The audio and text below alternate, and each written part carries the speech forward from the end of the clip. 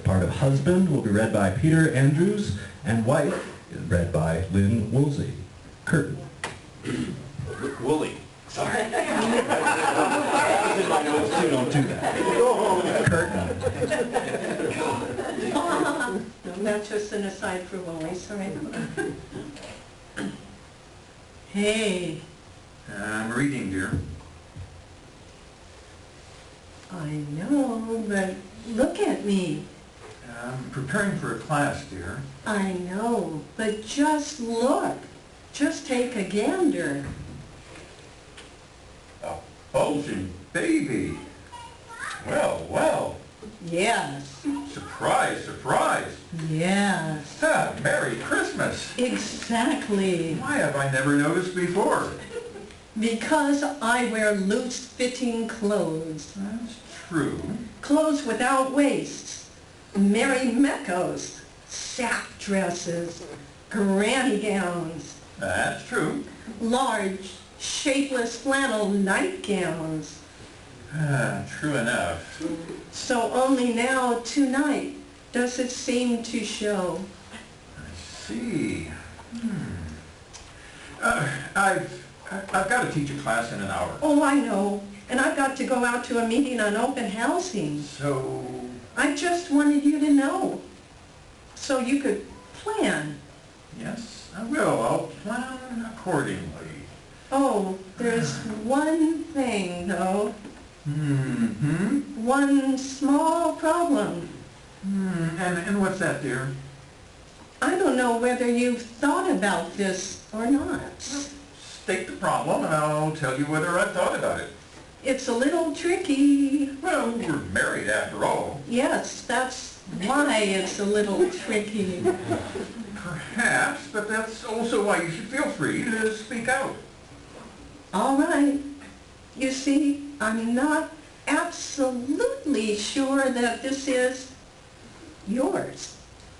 Ah, so that's the problem. Yes, that's the problem. Well, I think I'll trust you on this one, dear. That's sweet of you, darling. But do I trust myself? Oh, I think you should, so there we are. But what? the thing is, now, how do I put this? Speak frankly now. I'll try. The thing is that you and I haven't made love very much recently. Is that true? I think it is. Not very much. Not recently. Define recently. Well, I mean, 5 years more. Give or take a month or two. Is that true? I think it is. Oh, gosh, has it been that long? Oh, yes. Well, and so? And so? And so you mind, obviously. Mind? Mind that we haven't much recently. Oh, no. Oh, no. No. I don't mind. Why should I mind? Well, then, I'm just thinking of this. That's all. I see. You see. Of course I see the connection. Forgive me. I was thinking about my class.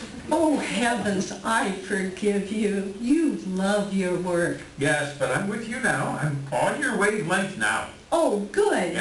Yes, I understand now. What you're really saying is, now stop me if I'm wrong, but what you're really saying is, you think someone else might have impregnated you. More or less. Yeah.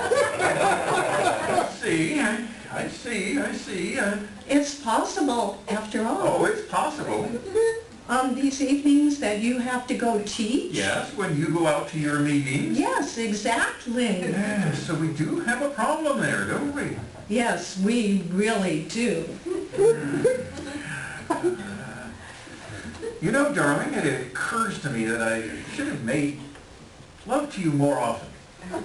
Oh, no. I'm kicking myself now. Oh, don't. I am. It's been much simpler. Oh, Oh, sweetheart, stop punishing yourself. Didn't I? Darn it. Darn it all.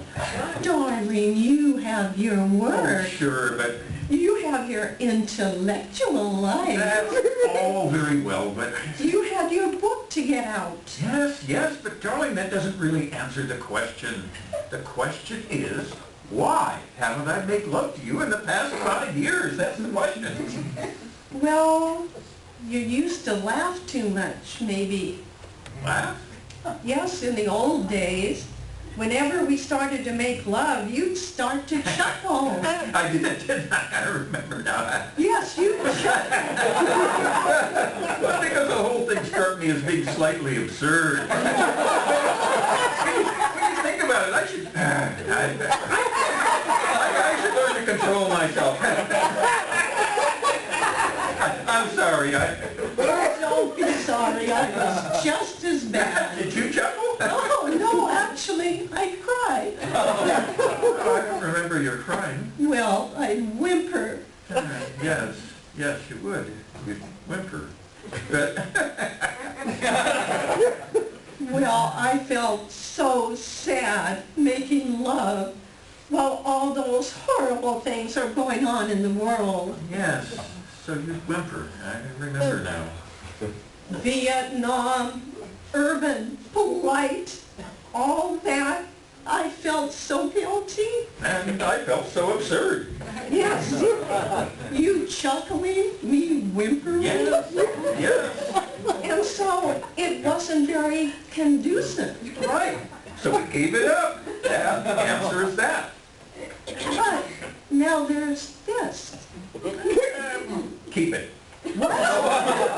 Keep it, bear it, bring it home. Oh, darling. Give it my name. Consider me its father. Oh, sweetheart. I've let you down. Now I'll make it up to you. Keep it. But I'm partly to blame. But I'm the man. You certainly are. You certainly are the man. And now I'm afraid I must prepare for my class.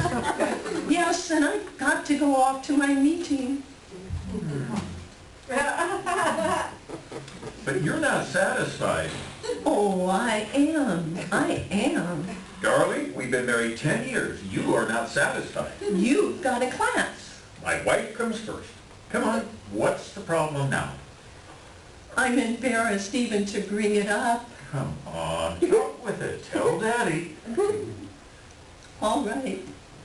What if this turns out to be black? Black? Black, or at least mulatto, depending on how the chromosomes line up. You see the problem? I mean, can you still act as its father if it's black?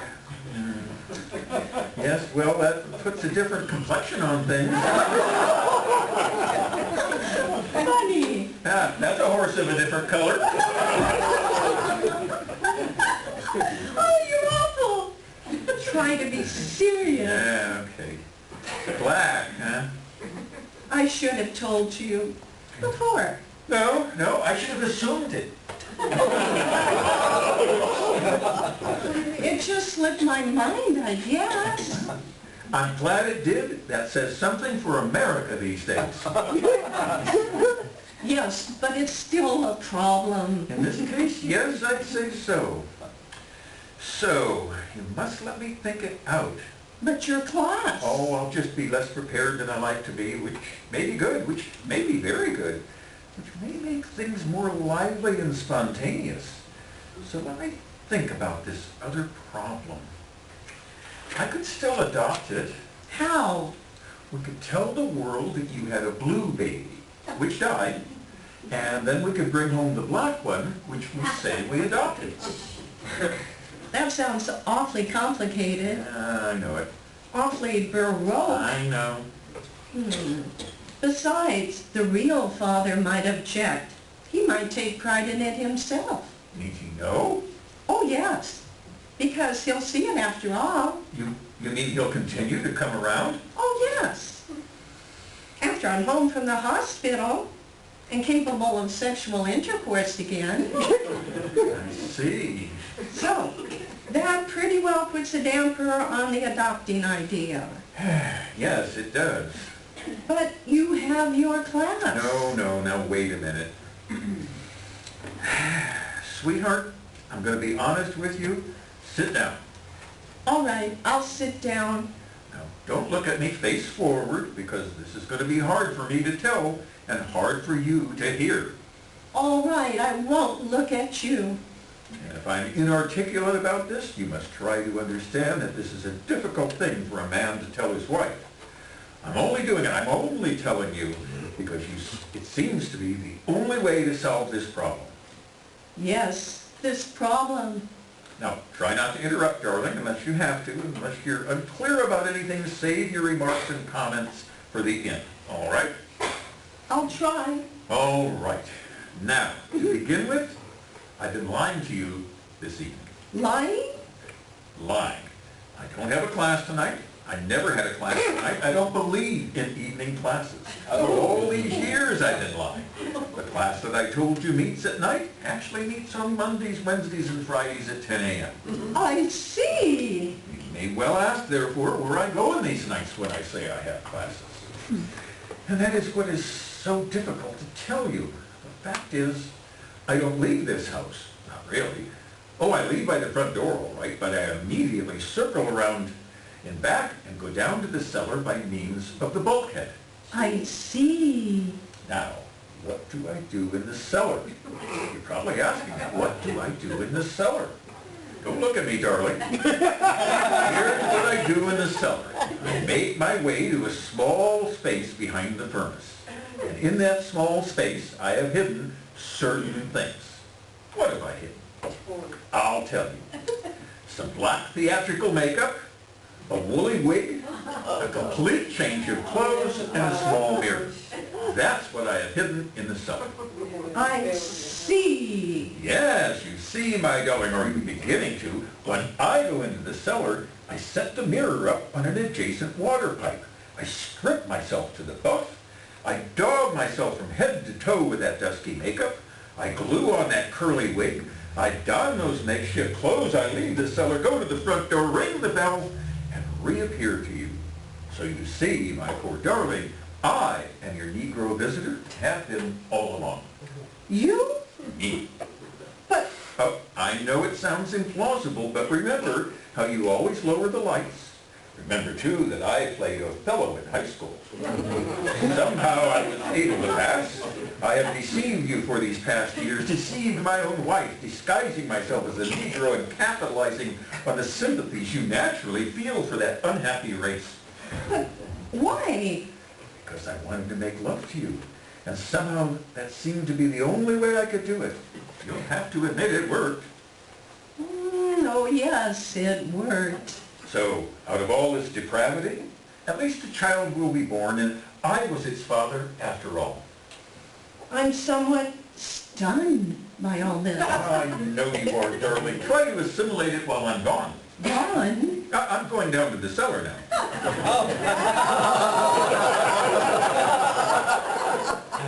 To put on your costume? No, to burn it. Burn it? Yes, it's all over now, because you know. The mask is off. Any attempt to wear it again would be foolish. I'd be nothing but a self-conscious amateur. Our love life would be as absurd as it was before I found this way around it. So I'm going to destroy my role. And when I come back up, I want you gone. Gone? Oh, you must leave me now. No. You must. Oh, my darling, this urge to love you is still in me. I don't know what oblique form it will take next. Take the child and go. Never. Please, listen. I don't know what I'll think of next in the cellar. I've got Janae down there and a complete Desaad. Or even both, looking for increasingly complicated arabesques of sexual perversion.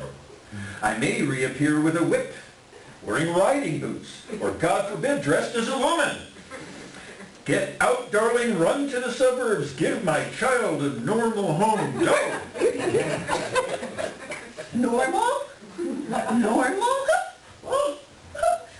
What is normal? You're normal, my love.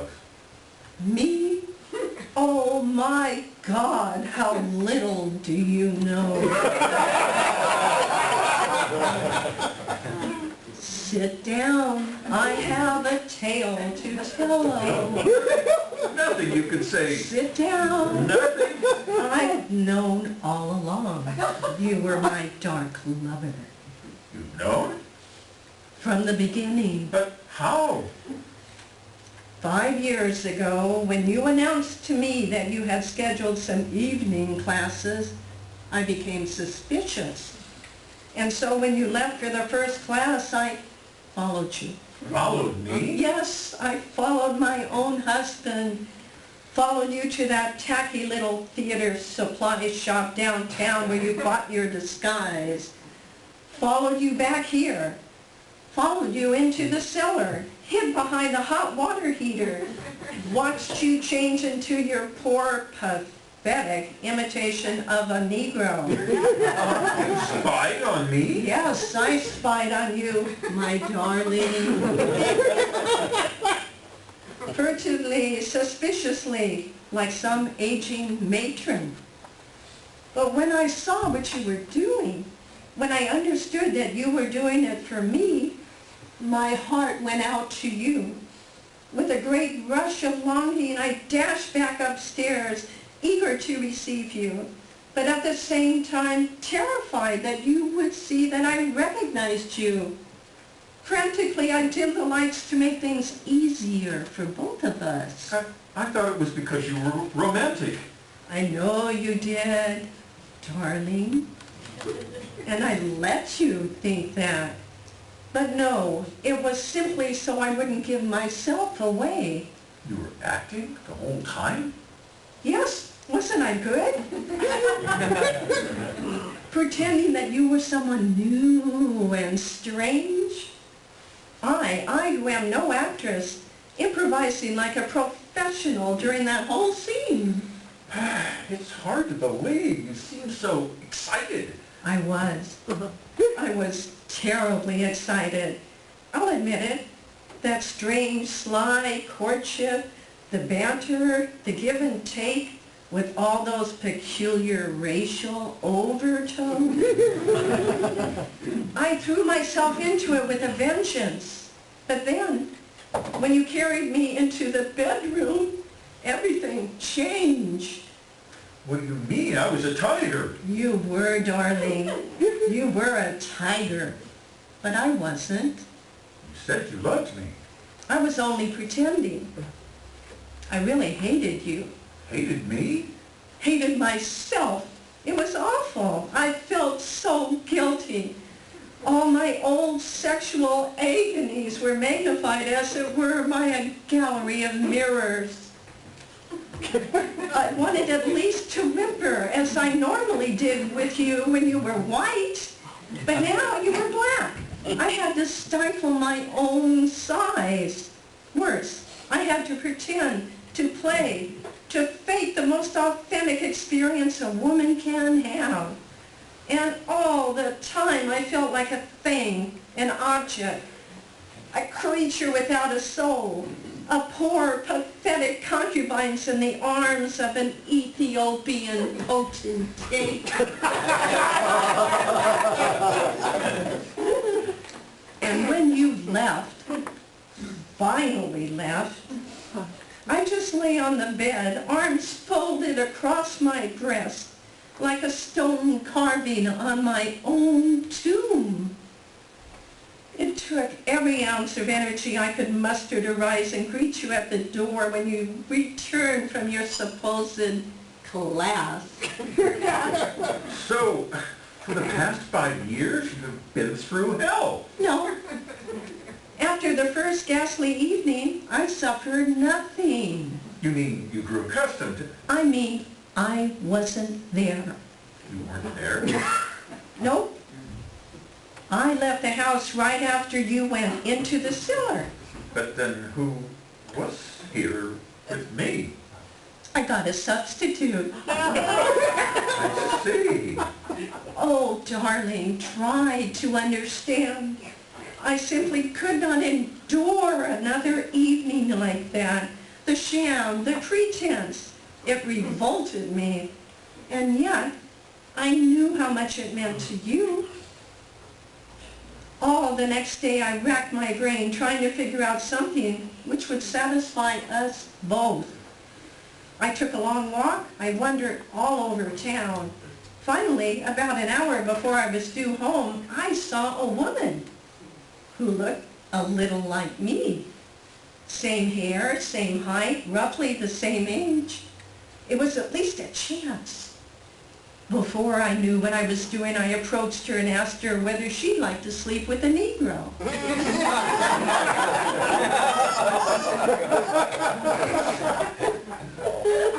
Naturally, she said she would. And so now, for the past 5 years, this good woman has come here while you were in the cellar changing your clothes. And in the dim light, she has pretended to be me. I see. Do you hate me very much? No, I don't hate you, but I must say I'm somewhat surprised. I suspected you would be. But what about that? This. Yes. What? Whose is that? Now, bear with me, darling. On these nights when you're in the cellar and while this good woman is preparing herself for your return, I go off with a real Negro. There it is, in a nutshell. His Cadillac pulls up quietly in front. He flashes his lights, and I sneak out and drive off with him into the black ghetto. There, on an old mattress infested with lice, nibbled out by rats, we make love. Love which for the first time in my life I can give myself up to, since I feel that with him I am expiating not only my own guilt, but the guilt of all America. I see. And so he is the father of that? No. No? Somehow, even that relationship wasn't enough. Somehow, in the ghetto, with all that soul music pulsing around me, all that frustration, all that anger, I still felt as if I were not playing my part. So, I betrayed my lover for his best friend, and his friend for another, and so on and so forth, with Puerto Ricans, Mexican Americans, and Indians on relief. Oh, darling, for the past 5 years, I've been offering myself as an ecstatic white sacrifice to anyone with an income of less than $5,000. And so the father is? Social injustice on a large and general scale. See? And now you'll leave me, won't you? Me? Leave you now? No, I want to stay more than ever. What would you say if I said that everything you've told me excites me? Excite you? Sets my blood boiling. Gives me strange, wild frissions of desire. What would you say if I said that your ghetto experiences have lit a lurid light in my own loins? Really? What would you say if I said that I suddenly want to exercise, how shall I put it, a droit de seigneur on you, that I want to steal you from the peasants and carry you into my bedroom and ravage you with the reading lights going full blaze? What would you say if I said that? I'd say, do it. And let me add this. Let me add that a woman, too, is capable of weird desires. This is hard to say, but looking at you now, slouched in that chair, surrounded by your books and papers, I suddenly have the strange urge to experience the stale comforts of bourgeois marriage.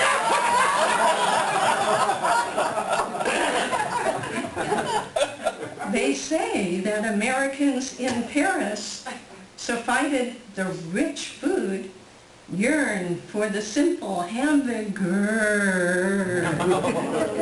So it is with me, for you tonight. And, but there's still this, the problem. That's not a real problem. But there's still, this is a problem, no problem? No problem. That's just the premise to the problem. Now we've solved the problem, we no longer need the premise.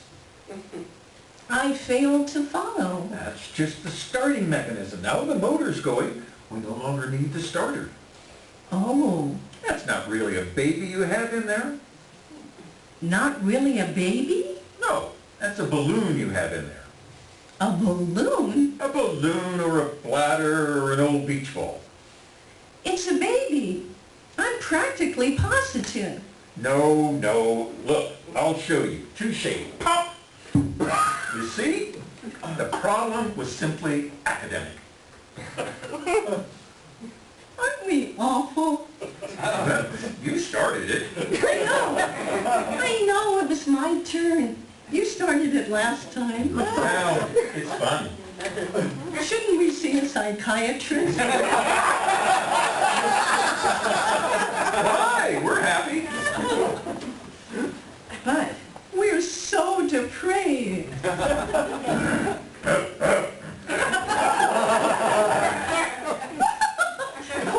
Quiet, you'll wake the children. No, Tarzan! White men do not take their women by force. No, Tarzan! Women court their women. They're civilized, Tarzan. It's very complicated. Do you understand? Oh, do you understand what I am saying? Complicated? Compla? Kurt